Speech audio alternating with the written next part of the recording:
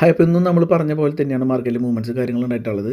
മോർണിംഗിൽ മാത്രം ചെറിയൊരു പാളിച്ച വന്നു. അത് വേറൊന്നല്ല, നമ്മൾ ട്രേഡ് എടുത്തതിന് ശേഷം മാർക്കറ്റ് വോളറ്റൈലായിരുന്നു. അതായത് മുകളിലേക്കും താഴേക്കൊക്കെ അങ്ങോട്ടും ഇങ്ങോട്ടും നല്ല സ്പീഡിൽ വന്നപ്പോൾ നമ്മൾ SL ട്രയൽ ചെയ്യിപ്പിച്ച് എക്സിറ്റ് അടിച്ചിട്ടൊക്കെ ഉണ്ടായിരുന്നു.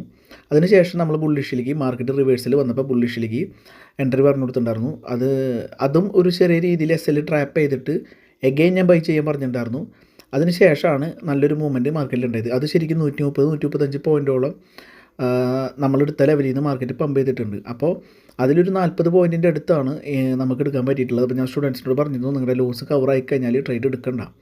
ഓക്കെ, അതിനുശേഷം നമ്മൾ സ്റ്റുഡൻസിനോട് ഒരു കാര്യം ചോദിച്ചിരുന്നു, നിങ്ങൾക്ക് ലോസ് ഉണ്ടെങ്കിൽ ഒരു എൻട്രി കൂടി പറഞ്ഞു തരാമെന്നുള്ള നിലയ്ക്ക്. അപ്പോൾ 2-3 പേര് പറഞ്ഞു വേണമെന്നുള്ളത്. അപ്പോൾ ഞാൻ വീണ്ടും ഒരു എൻട്രി പറഞ്ഞു കൊടുത്തു. ഒരു 10-15 പോയിൻറ്റിൻ്റെ അടുത്ത് വീണ്ടും നമ്മൾ കളക്ട് ചെയ്തിട്ടുണ്ടായിരുന്നു. അപ്പോൾ ലോസ് കവറായി. ഓക്കെ, അപ്പോൾ നെക്സ്റ്റ് വീഡിയോ കാണാം. Thanks for watching.